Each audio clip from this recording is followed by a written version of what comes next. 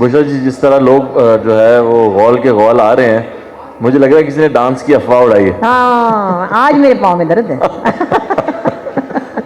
बुशरा जी, इतना अच्छा sense of humour एक इंसान का कैसे हो सकता है? और ख़ास तौर पे देखा जाता है कि अमूमन जितने स्टैंड अप कॉमेडियंस हैं वो अमूमन मर्द हजरात होते हैं, और मज़ाक लिखने वाले भी ज़्यादा अगर देखा जाए तो मर्द हजरात हैं। और एक खातून पूरी टेलीविज़न इंडस्ट्री में ऐसी आई कि मिमिक्री से लेके और कॉमेडी, मतलब अभी मैंने बुशरा अंसारी से पीछे कहा, मैंने कहा मैम अंदर जाके ना ज़रा शुगल मेला करेंगे, तो कहती क्या करना है, मुंह से 7 अप के ढक्कन की आवाज़ निकालनी है।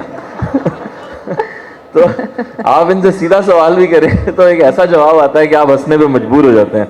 तो ये कैसे करती हैं आप? ये आमद पे ही चल रहा है सब कुछ? एक्चुअली ये क्या कहूँ कि सारे ख़ानदान में ये कॉमन बात है। हम लोगों के पास एक अल्लाह मियाँ ने,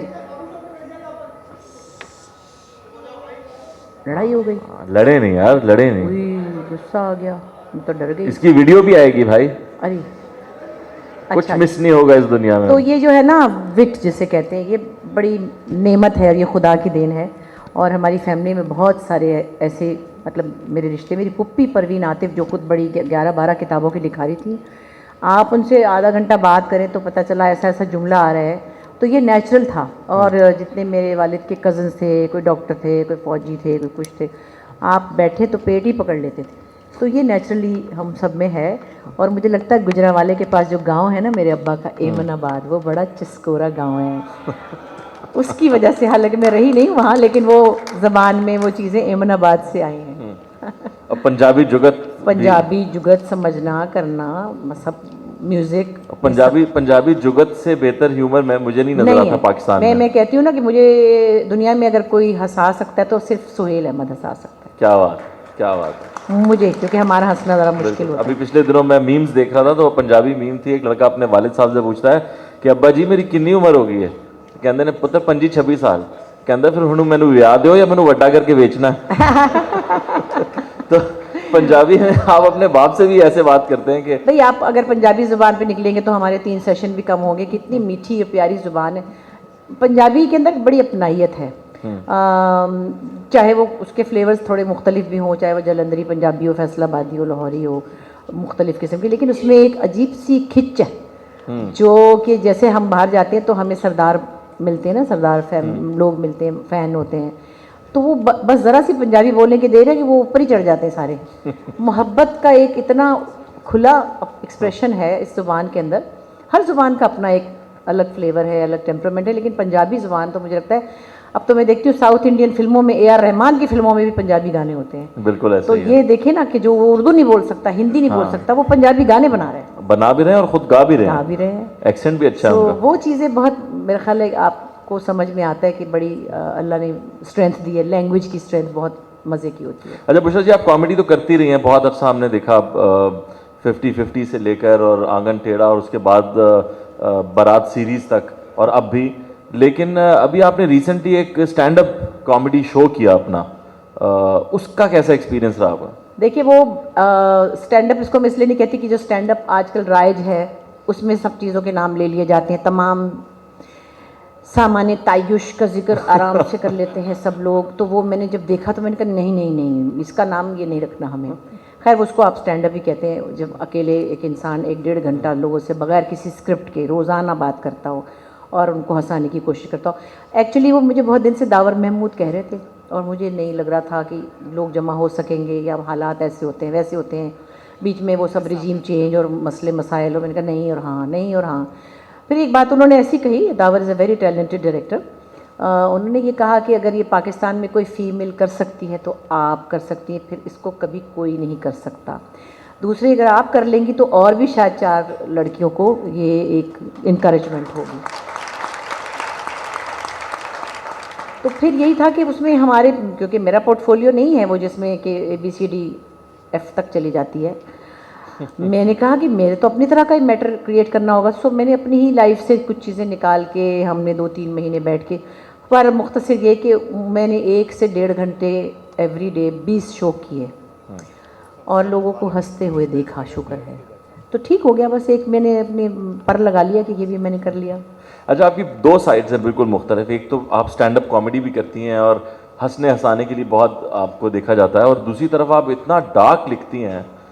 ये दोनों चीज़ें कम लोगों की नज़र आती हैं अमूमन। अगर कोई कमेडियन है तो उसकी कॉमेडी ही लोग देखते हैं, उसकी दूसरी साइड अमूमन दिखने को नहीं मिलती, या उसके बहुत क्लोज लोग हैं जो पता चलता है। मगर आर्ट के ज़रिए उसको भी निकाल बाहर रखना, ये कैसे करती हैं आप? बस एक्चुअली कुछ भी करने के लिए आपको हर वक्त प्लान नहीं करना होता, और बहुत सी चीज़ें अनप्लान हो जाती हैं। लिखने का, जैसे कि मैं अगर गाने की बात करूं तो गाना मैं सीरियसली ही गाती थी शुरू में, फिर बाद में कहीं वो तायरा सैयद की कॉपी होगी तो उसमें फ़न आ गया, फिर वो पैरोडीज़ वाली चीज़ चलने लगी, मैंने तो नहीं सोची थी कभी। फिर मैं बीच में सेमी क्लासिकल गाने भी गाती थी, तो गाने में मैं तो अपनी तरफ से अपने आपको पता नहीं क्या ही समझ रही थी, मैं तो सीरियसली गा रही थी। अब वो मैंने फिर देखा कि भाई सीरियसली गाने के लिए आपको इतनी रियाजत करनी पड़ती है, जो वक्त देना पड़ता है वो मैं नहीं दे पाई, तो लिहाजा फिर दूसरी चीज़ें। खैर इसी तरह चलते चलते ड्रामाज में भी ये था कि मेरी एक लुक थी, यंग थी, तो चलो हीरोइन टाइप शक्ल होगी थोड़ी बहुत। हालांकि उस वक्त ही मैंने आंगन टेढ़ा किया था जब मैं 26 साल की थी ना, आई वॉज 26 जब मैंने आंगन टेढ़ा किया था। 2 साल पहले किया आपने? हाँ, 2 पिछले गर्मियों में पिछली। तो वो फिर होते होते मज़ा आने लगा कि मुख्तलिफ फ्लेवर्स का भी। और एक चीज़ मैं कहूँगी जो बड़ी समझिए क्लेवर स्टेटमेंट है, मुझे लोगों को चौंकाने का मज़ा आने लगा। वाह। वो शायद मैं इसीलिए बदल बदल के काम करती रही अब तक आपके सामने। सो सीरियस भी और कॉमिक भी, दोनों चीज़ें। अच्छा, म्यूजिक को आपने सीरियसली, काफी सीरियसली लिया, और आपके यहाँ गाने को बड़ा अच्छा बिल्कुल, मजे के हमारे साथ। घर में बड़ा म्यूजिकल और लिटरेरी माहौल था, और मैं कहती हूँ हमारे घर में 3 स्पोर्ट्स थी, म्यूजिक, लिटरेचर और ह्यूमैनिटी। वाह वाह वाह, क्या बात है। ये मेरे अब्बा अहमद बशीर जो थे वो बहुत एक ऐसे इंसान थे कि जिनको ह्यूमैनिटी बहुत उससे प्यार था। माशाल्लाह। तो हमारे यहाँ मज़हब को डराने के लिए या धमकाने के लिए इस्तेमाल नहीं किया जाता था। हमें बताया जाता था कि ऐसे करना चाहिए, इसका अजर क्या मिलेगा वो अल्लाह मियाँ को पता है। अजर का लालच भी नहीं दिया जाता था कि ये करोगे तो वो मिलेगा, अब यूँ चलोगे तो वैसे, वो तो अल्लाह को पता है किसको कब क्या मिलना है। लेकिन ये 3 चीज़ें ज़रूर थी हमारे घर, स्पोर्ट्स नहीं थी, ये 3 बिल्कुल भी चीज़ें नहीं। थी। हाँ, सो उस वजह से म्यूज़िकल माहौल तो बहुत शदीद था, और एक तरह से लिटरेरी माहौल भी था, जिसको कि मैं समझती हूँ मेरे जैसी कोई अनपढ़ जाहिल थी कि मैं उससे इतनी ज़्यादा इस्तिफ़ादा नहीं हासिल कर सकी। हालांकि मैंने कोई 10 से 11 सीरियल लिखे हैं और 50 से ज़्यादा लॉन्ग प्लेज भी लिखे हैं, लेकिन वो उसको मैं कोई ऐसी राइटिंग नहीं कह सकती कि जिसको और कितना इस फ़ायदा तरह की उठाना महफिल चाह में रही थी आप? हैं? और कितना फ़ायदा उठाना चाह रही थी? नहीं, मतलब इसको मैं लिटरेचर से दिलचस्पी रखने वाले लोगों के लिए कोई इतनी बड़ी तोप नहीं है, यहाँ बहुत ज़्यादा पढ़े लिखे लोग बैठे हैं। सो उसमें म्यूज़िक ज़रा ज़्यादा रहा हमारी फैमिली में, और अच्छा म्यूज़िक सुना, बहुत शदीद क्लासिकल सुना, बल्कि जो सबसे समझे हल्का म्यूज़िक समझा जाता था वो फिल्मी पंजाबी या उर्दू गाने। तो हमारे अब्बा तो बहुत ही नज़ाकत सलामत और विष्णु बड़े गुलाम पैगंबर, बड़े ग़ुलाम अली, बरकत अली ख़ान, बलायत अली ख़ान और रोशन आरा बेगम, और इससे कम का कोई मजाक नहीं था। एक दफ़ा सॉरी टू से, हालांकि हम सबके बड़े पसंदीदा हैं हबीब अली मोहम्मद साहब, तो उनका वो गाना आ रहा था कोई उस वक्त जो मशहूर था, हमने अपने अब्बा से मजाक करने की कोशिश की, मैं अब्बा बड़ा अच्छा गाना है, तुसी सुनो ज़रा। हमने सुनाया तो उन्होंने तो जनाब मेज़ उलटदी कहते तुसी मैनू ऐ समझदियां पईओ, मतलब उनको ये वाली गायकी हल्की लगती थी। जाहिर है जिन लोगों ने इतने बड़े म्यूजिशियन को शदीद, सुना हो, हाँ, मैंने एक दफ़ा अनवर मकसूद साहब को एक बहुत मशहूर सिंगर की गज़ल सुना दी, तो उन्होंने नूरजहां साहिबा को और बड़े बड़े सिंगर्स को लाइव सुना हुआ है, तो उन्होंने सुना पूरा वो गज़ल, उसके बाद उन्होंने कहा ये फ़कीर बहुत अच्छा रो रहा है। तो ये फ़र्क तो रहता है। लेकिन मेरा सवाल ये था कि आपने जिस टाइम पे गाना गाया है टीवी पे भी, उस वक्त मैडम नूरजहां भी गा रही थी, और उस वक्त नयीरा नूर साहिबा भी गा रही थी, उस वक्त और भी बहुत बड़े बड़े सिंगर्स गा रहे थे, तो आपको डर नहीं लगा कि मैं भी इस काम में हाथ डाल रही हूँ? नहीं, डर तो तब लगता जब अकल होती, तो अकल आई तो गाना ही कम कर दिया।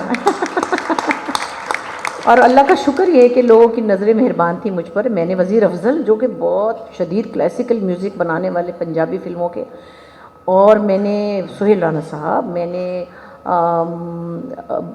यहाँ पे जितने कंपोज़र थे, मुजाहिद हुसैन साहब, नियाज़ साहब, करीम शहाबुद्दीन, सारे बड़े कंपोज़र्स के साथ मैंने मतलब बाकायदा ही गाया है, बाकायदा ही। और मैं मुड़ के देखती हूँ तो मैं समझती हूँ उनकी बड़ी मेहरबानी थी। बल्कि एक मज़े की बात आपको बताऊँ, उस्ताद नज़र हुसैन, जिनको कि हम बहुत मानते हैं और बहुत मुश्किल गायकी है उनके, बड़े खूबसूरत उनका जो भी स्टाइल है वो आसान नहीं है उनको गाना। मैडम की बहुत सी गज़लें उन्होंने बनाई। तो मैं लाहौर गई, लाहौर टेलीविज़न पे एक दफ़ा, तो हमारे दोस्त हैं अयूब खावर, शायर भी हैं बहुत अच्छे और डायरेक्टर भी हैं, उन्होंने मिलाया उनसे मुझे, तो वो बड़े प्यार से शफ़क़त से मिले, उस्ताद नज़र हुसैन साहब। तो मैं यूँ थी ना उनको देख के कि मतलब मैं अरे ये मतलब क्या, तो उन्होंने वैसे ही बेचारों ने कह दिया होगा कि आप भी आएँ, मैं आपको गवाऊँगा। मेरी तो आंखें ना फटी रह गई। मैंने कहा नहीं नहीं नहीं नहीं, मैं तो नहीं। कहने की नहीं क्यों? मैंने कहा आपके गाने, आपका गाना गाना आसान नहीं, मैं ख़राब कर दूँगी ना। कहते नहीं नहीं मैं आपको गवाऊँगा।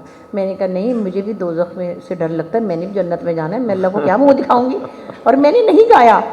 वो आदमी मुझे कहते रहे तुम इतनी बेवकूफ़ हो, यूँ खबर कहते तुम वो गवा देते। मैंने कहा नहीं, मगर मेरा भी कोई ज़मीर है आखिर, मैं नज़र साहब का गाना ख़राब करके अल्लाह को क्या मुँह दिखाऊँगी। तो जब समझ ज़्यादा आ जाए ना, ये भी बड़ा मसला है। अच्छा, ना समझी का आपका एक और किस्सा भी, वैसे तो काफ़ी हैं लेकिन एक किस्सा और है कि आपने मैडम नूरजहां जी को उन्हीं का गाना सुनाया था। हाँ हाँ, तो मैं बड़े आराम से सुनाती थी उनको, वो भी मज़े से सुन रही होती थी। किस तरह से वो भूल जाती थी ना, हज़ारों तो गाने गाए थे।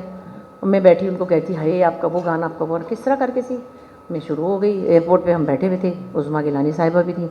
हाय, उन्होंने कहा तेरी बड़ी ज़रूरत है, तू ना मुझे ना ये गाने सुना रही है। मैं कहा वो कह रही है तो मैं क्या कर सकती हूँ ना। तो वो बचपना था। लेकिन अच्छा, जब आपने मैडम को मैडम का ही गाना सुना दिया तो हमें सुनाने में क्या एतराज़ है?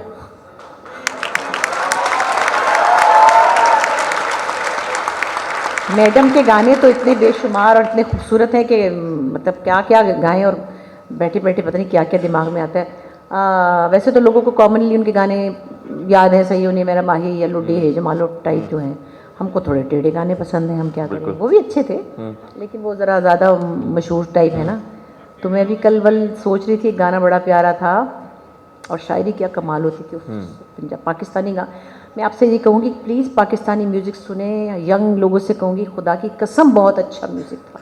और शायरी थी कि आप सोच नहीं सकते कि फिल्मी शायरी इतनी गहराई के साथ कि हमने सुनाया नहीं अपने बच्चों को ना, इसलिए उनको क्या पता। खैर छोटा सा सुनाती हूँ। कोई नवाला राला के मैनू रोल जा, हाय कोई नवाला राला के मैनू रोल जा, झूठ आवे एक झूठ होर बोल जा, कोई नवाला राला के मैनू रोल जा, झूठ आवे एक झूठ होर बोल जा, कोई नवाला राला के मैनू रोल जा। प्यार जदों करिए ते नहीं डरीदा, डरिए ते फिर प्यार नहीं करीदा,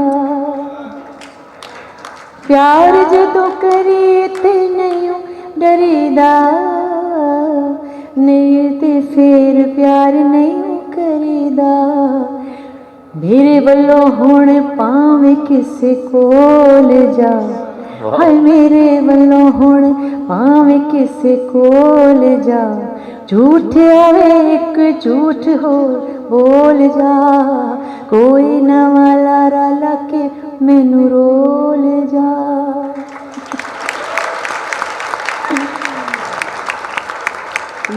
ये आम फिल्मी गाने होते थे, ये सुने हुए हम। और हमें सुनने में ऐसा लग रहा है कि आपने रियाजत कभी छोड़ी नहीं है। कुछ भी नहीं। हाँ, कभी रियाज से मिली नहीं। ओहो ही रह गया बस। बाल एक बाल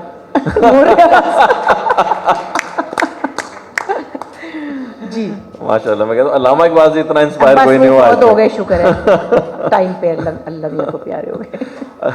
अभी कोई इरादा है आपका म्यूजिक से जुड़ने का, कोई एल्बम का, कोई गजल का? एक्चुअली मैंने कहा एल्बम का लोग पूछते थे ना, जब जिस ज़माने में रिवाज था एल्बम्स लोग निकालते थे, बिकती थी कैसेट से ये वो, मुझे कोई कहता था आपकी एल्बम आ रही है, मैंने कहा मेरी एल्बम है, मैं तस्वीरें देख के वापस रख देती हूँ। क्योंकि मेरा ये बड़ा फर्म बिलीफ था हमेशा से, अभी भी है, जब तक मेरा गाना इस काबिल नहीं है कि कोई अपनी गाड़ी में सुन के पागल हो रहा हो, मैंने नहीं एल्बम बनानी। गाने गाती हूँ, अभी भी मैंने 2 गाने गाए बड़े मज़े के, क्रूना लैला का गाया पाकिस्तानी फिल्म का ही, तो वो मेरा दिल चाहता है तो मैं 2-3 गाने रिकॉर्ड, मेरे 50 के गाने मेरे पास हैं रिकॉर्डेड, लेकिन मैं अपने आप को अभी उस जगह नहीं देखती कि जो आप गाना मतलब बस दिमाग में कोई स्टैंडर्ड है ना।